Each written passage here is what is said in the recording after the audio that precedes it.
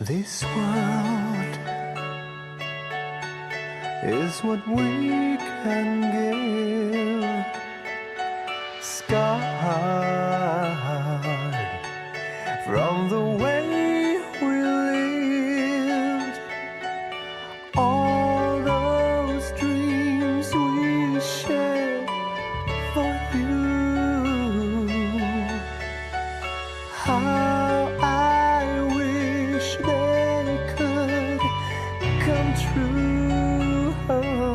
Pain of Salvation es una banda oriunda de Suecia, reconocida globalmente como una de las que más influyeron en el resurgimiento del metal progresivo caratulado como de segunda generación, liderada por su talentosísimo vocalista, multiinstrumentista y compositor Daniel Hildenlöf, único miembro original que actualmente la integra.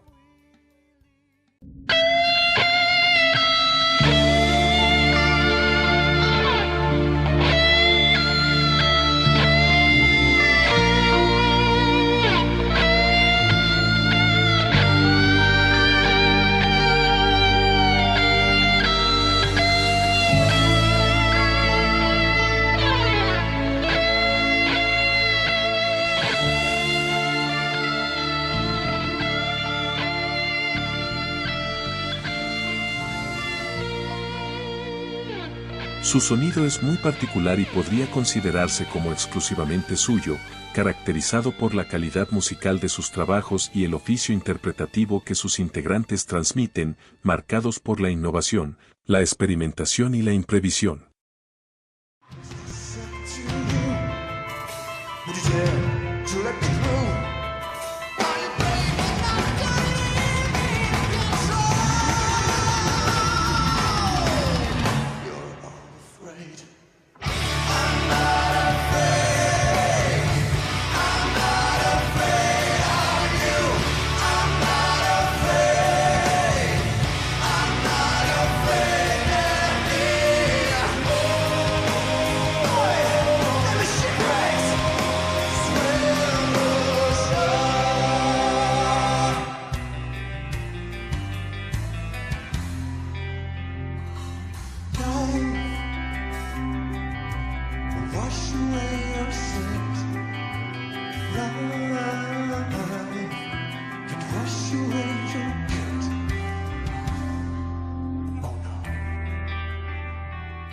El tono poéticamente oscuro que distingue buena parte de su obra se combina con abruptos cambios de estado, experimentación polirrítmica y arriesgadas síncopas, todo esto sostenido por poderosas guitarras, líneas de bajo complejas, fuerte presencia de teclados, sólida base rítmica e inquietantes rangos vocales.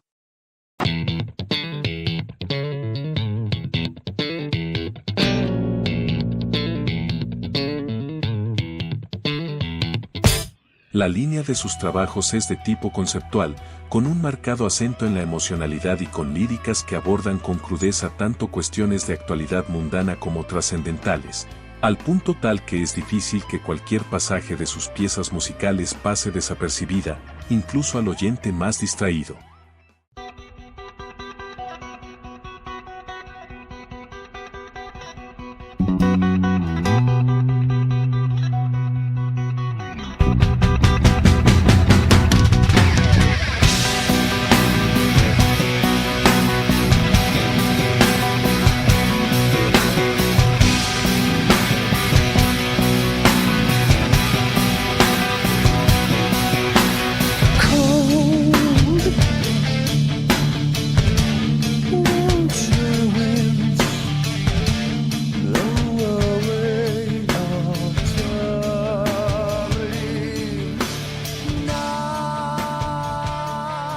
La historia comienza en el año 1984, cuando Daniel, que en ese entonces contaba con 11 años de edad, forma una banda llamada Reality, en Eskilstuna, Suecia, su ciudad natal, acompañado por Daniel Mogdic en guitarra, Mikkel Peterson en batería y Joakim Strandberg en bajo.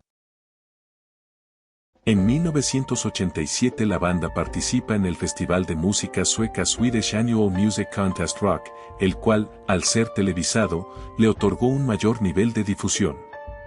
En ese mismo evento, Daniel, el participante más joven del mismo, ganó el premio como mejor vocalista. A comienzos de 1990, en reemplazo de Mikkel Peterson y Joakim Strandberg, ingresan Johan Lagel, quien en ese entonces tenía 14 años, y Magnus Johansson, respectivamente. No obstante, al año siguiente, el flamante bajista sería reemplazado por Gustav Hjelm. Esos cambios en la formación, sumado a las diferencias musicales entre los miembros de la banda, impedían el desarrollo de su primer álbum.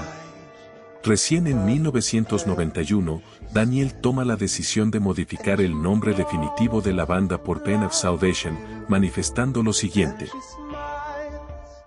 Estuve buscando un nuevo nombre para la banda durante mucho tiempo. No quería que tuviéramos uno de esos nombres de banda vacíos, sino uno que pueda sonar bien, pero que no haga pensar a la gente. La idea detrás de nuestro nombre es que todo tiene dos lados, pero no tiene ningún significado religioso ni antirreligioso. Para entender mejor el nombre Pain of Salvation, una pequeña comparación podría ser una buena idea. Imagina que estás exhausto en algún lugar del desierto, si descansas puede que te quite el dolor momentáneamente, pero te matará. Si vas más lejos y buscas agua, sufrirás, pero también te salvará. Y en otra oportunidad agrega. Quería un nombre que significara algo, un nombre que fuera más que una expresión genial. Para mí, Pain of Salvation tiene el significado de equilibrio. Y del contenido de sus líricas, se desprende que ese equilibrio se persigue, finalmente, en cuestiones trascendentes, tales como el bien y el mal, la luz y la oscuridad o la vida y la muerte. Entre 1991 y 1994, la banda participó y triunfó en muchos concursos, producto de su talento compositivo e interpretativo y de la variedad de su material. En diciembre de 1994, el hermano de Daniel, Christopher, con solo 16 años, asumió el lugar del bajo en reemplazo de Gustav Hjelm, quien ingresaría 3 años después como integrante estable de la banda sueca de metal extremo Miehuga, y retornaría a la banda en el 2011 y hasta el 2020. Paralelamente a la incorporación de Christopher, el grupo había iniciado la búsqueda de un quinto miembro para hacerse cargo de los teclados, cosa que recién se produjo 2 años después, durante el otoño de 1996, con la incorporación de Fredrik Hermansson. No obstante, sin contar con tecladista todavía, los hermanos Hildenlof junto a Daniel Mogdic y Johan Lagel, por fin se dispusieron a grabar el primer demo satisfactorio que terminó viendo la luz con el título de Hereafter, y le abrió las puertas para celebrar acuerdos contractuales con los sellos Rostenhaus para su país de origen y Marquee para Japón. A principios de 1997, y ya con Hermansson en teclados, lanzaron su álbum debut Entropia, junto a Rostenhaus Recording Studio en Malmö. El flamante álbum, previendo el drama en que viven actualmente muchas regiones de nuestro planeta, se centra en los padecimientos de una familia asolada por la guerra en una sociedad imaginaria. Octubre de ese mismo año los encontró promocionando su ópera prima en Japón, seguida por Rumanía y luego, con la ayuda de Internet, alcanzar la difusión masiva, llegando a editarse en Estados Unidos y generando reacciones favorables de los medios y de los oyentes de todo el mundo, valiéndole el calificativo de los nuevos pioneros del rock y del metal progresivo. Al año siguiente, ante el alejamiento en buenos términos de Daniel Mogdic, el mayor de los hermanos Hildenlof se enfrenta a la difícil disyuntiva de reemplazarlo por la inminencia de su segundo proyecto discográfico en marcha One Hour by the Concrete Lake, pero afortunadamente acuerdan cubrir esa vacante con Johan Hallgren, conocido de Daniel por haber participado como cantante suplente de la anterior banda de Johan, Kretov Kerberos. Hallgren superó el desafío de aprender las partes del nuevo álbum en solo 2 semanas y logró integrarse a la banda durante el proceso de grabación en Rostenhaus Recording Studio. A partir de aquí, la formación pudo conseguir acuerdos internacionales con Inside Out y con Heion, medios responsables de su comercialización en Europa y Sudamérica, respectivamente, a la vez que también firmaron con Inside Out de América para su difusión en Estados Unidos. A mediados de 1998 se lanzó anticipadamente en Japón y al año siguiente en el resto del mundo, recibiendo la calificación más alta de la revista holandesa Aardschak, seguido de una gira de 3 semanas y una presentación recibida con mucho entusiasmo el 14 de noviembre de ese año, como banda coestelar en el primer festival Prog Power europeo.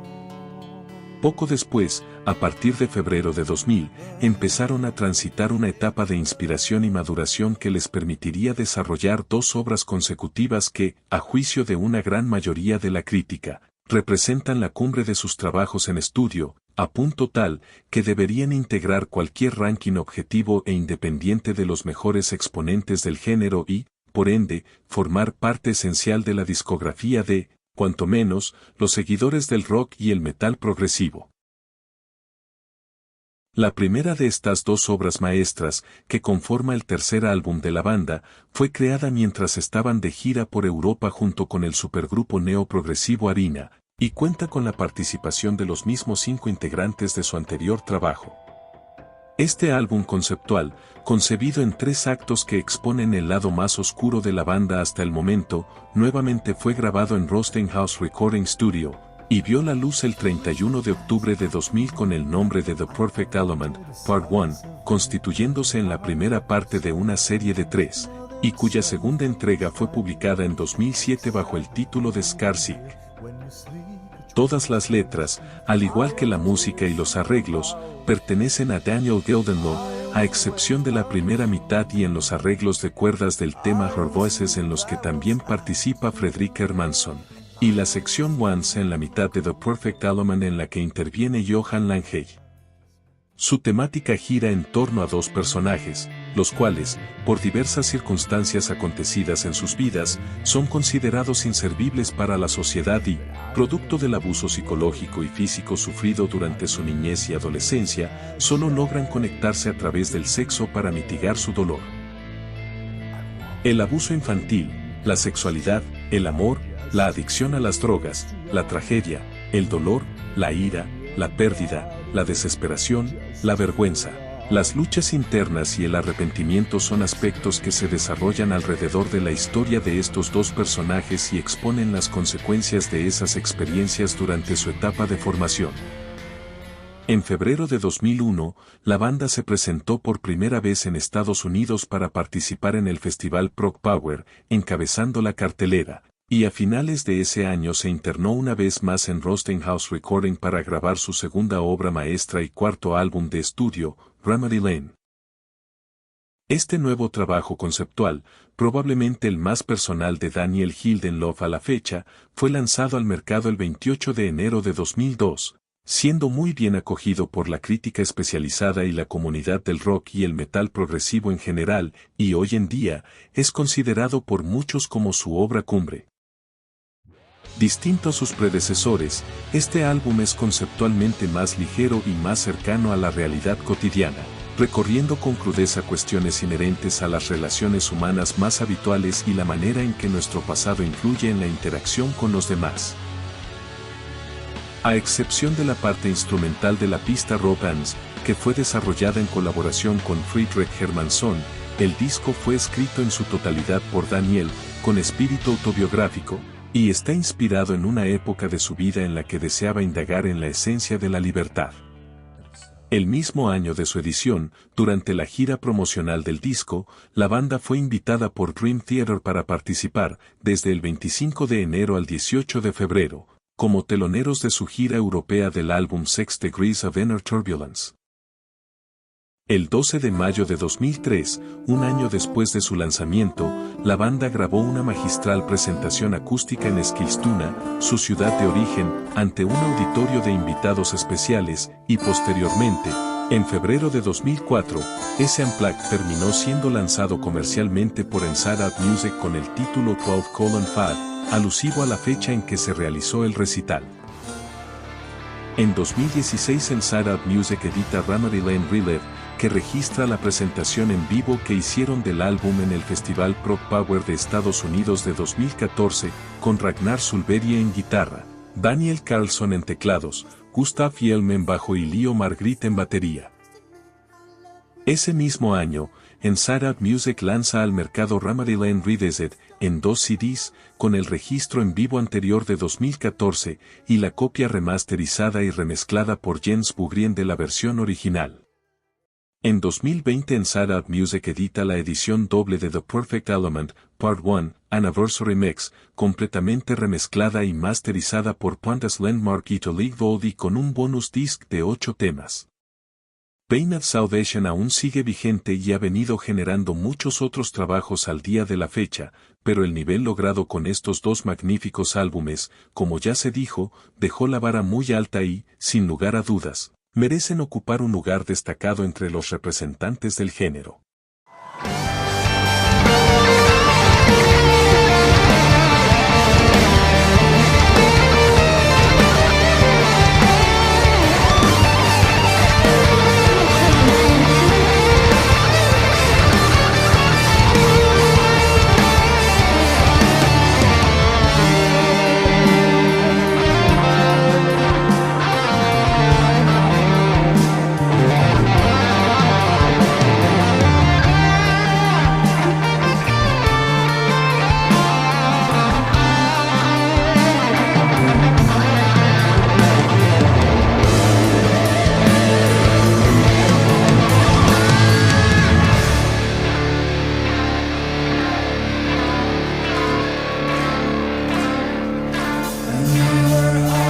Much more human than you wish to be.